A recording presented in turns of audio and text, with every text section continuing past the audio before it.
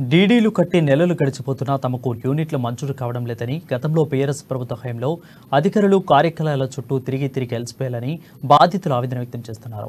విసిగి వేసారిపోయామని అన్నారు. కొత్తగా కొలు తీరిన ప్రభుత్వమైనా స్పందించి తక్షణమే యూనిట్లు మంజూరు చేసేలా చర్యలు తీసుకోవాలని కోరారు.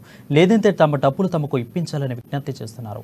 ఇప్పటికే బయట అప్పులు చేసి వాటికి వడ్డీలు చెల్లిస్తున్నామని, తీవ్రమైన ఆర్థిక ఇబ్బందులు ఎదుర్కొంటున్నామని పేర్కొన్నారు.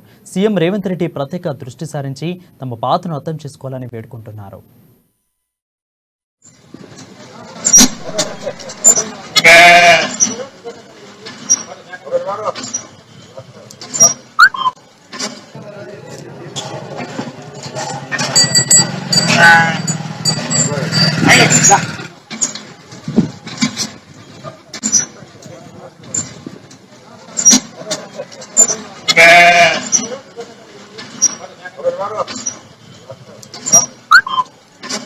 మా గోల్రా సమస్య మేము యాదవులం.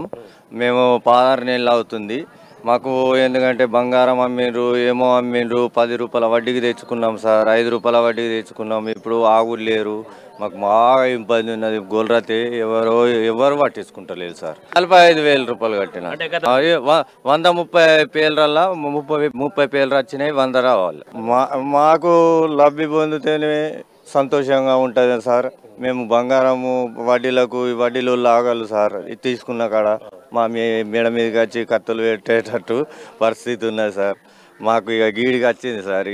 ఇక ప్రభుత్వం